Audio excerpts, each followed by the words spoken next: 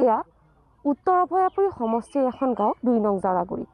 আৰু এই ২ নং জাৰাগুৰিৰ এয়া আচলতে দুৰৱস্থাৰ যি আগৰ দৰ্শকে প্ৰত্যক্ষ কৰিছে সেয়া আই নদীৰ বাৰিষাৰ যি বানপানী সেই বানপানীৰ গৰাখহনীয়া এই যি পথ আছে এই পথ ভাঙি ইতিমধ্যে চুৰমাৰ কৰিছে গাঁওখনৰ আধা অংশ ইতিমধ্যেই নদীৰ বুকুত জাহ গৈছে আৰু এইদৰে আচলতে এইসকল লোকে বিপদসংকুলভাৱে এইধৰণে যাত্ৰা অব্যাহত ৰাখিছে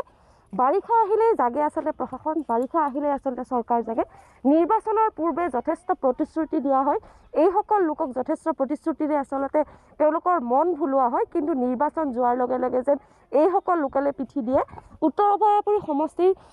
এই আচলতে দৃশ্য এইদৰে বোল্ডাৰ পেলাইছে তাতেই যেন তেওঁলোকৰ যি দায়িত্ব আছে সেই দায়িত্ব সামৰিছে এইসকল লোকে প্ৰতি বছৰে বানপানীত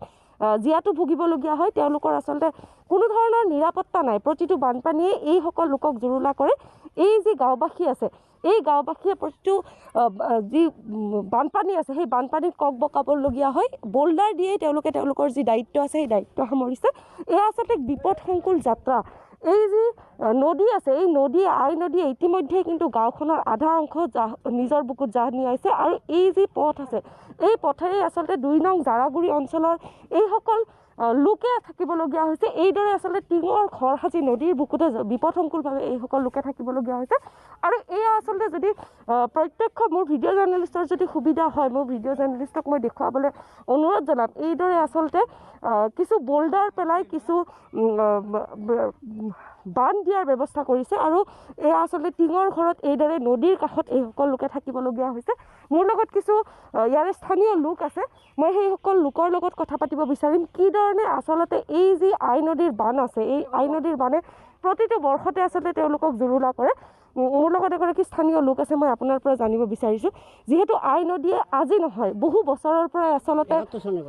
৭১ চনৰ পৰাই এই যি ভাঙি আছে কি ক'ব আচলতে মই নাজানো ক'বা কি ক'ম এই বানপানী যে হয় বান দিয়াৰ কিবা ব্যৱস্থা কৰিছেনে নাই কৰা নাই ইয়াতে বিধায়ক বা মন্ত্ৰী কোনোবা আহিছিল নে নাই অহা নাই আপোনালোকে কেনেধৰণে থাকিবলগীয়া হৈছে আমাৰ কষ্টত থাকি আছোঁ কি ক'ব এতিয়া নতুন চৰকাৰ আহিছে নতুন মন্ত্ৰী নতুন বিধায়ক কি ক'ব আমাৰ মানে নদীৰ সমস্যাটা সমাধান কৰিব লাগে ইলেকশ্যনৰ সময়ত তেওঁলোক আহিছিলে ইলেকশ্যন টাইমত আহি মানে কয় যে অমুক কৰিম পাছত ইলেকশ্যন পাৰ হোৱাৰ লগে লগে আৰু মানে একোৱেই নাই যি বানপানী হৈছে সেই বানপানীসমূহত তেওঁলোকে খবৰ লৈছিল নাই খবৰ লোৱা নাই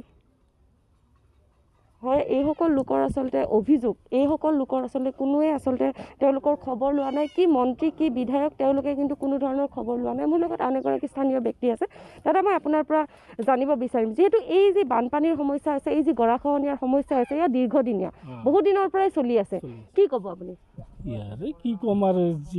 যিয়ে এম এল এ হয় ইয়েতো প্ৰতিশ্ৰুতি দিয়ে চাৰ পাছত ভোট ইলেকশ্যনৰ পাছত নাই এইগিলা চব পাহৰি থাকে এতিয়াতো আপোনালোকে বহুত বিপদসংকুলভাৱে থাকিবলগীয়া হৈছে এই গাঁওখন আচলতে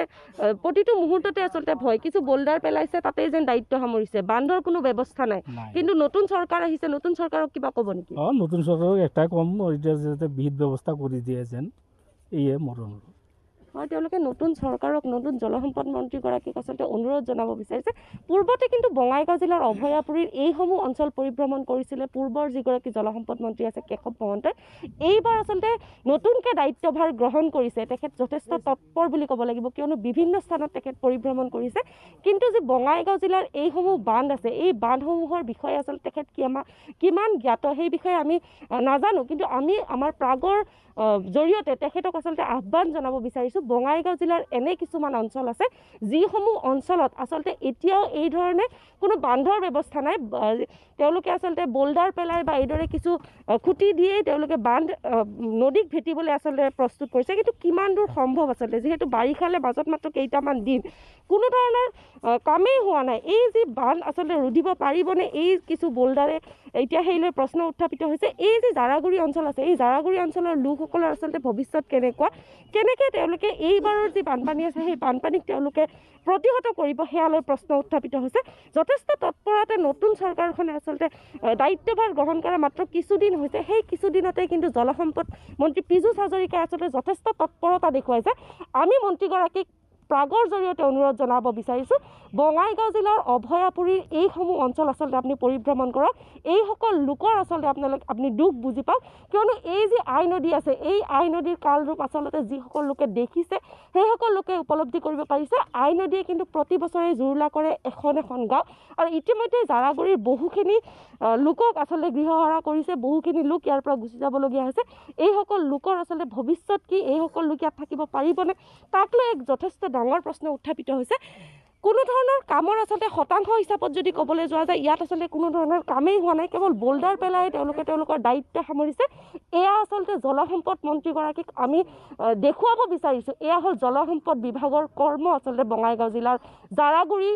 নাচনগুৰিয়ে কওক বা জাৰাগুৰি কওক বা চেঁচাপানী কওক, এইসমূহ অঞ্চলত কোনো ধৰণৰ বান্ধৰ ব্যৱস্থা হোৱা নাই। বাৰিষালৈ মাজত মাত্ৰ কেইটামান দিন, আৰু এই যি মাজৰ মাত্ৰ এই কেইটামান দিনতে এনেকুৱা এটা ডাঙৰ নদীক আচলতে ৰুধিবলৈ সক্ষম হ'বলৈ জলসম্পদ বিভাগ, সেয়ালৈ এতিয়া প্ৰশ্ন উত্থাপিত হৈছে।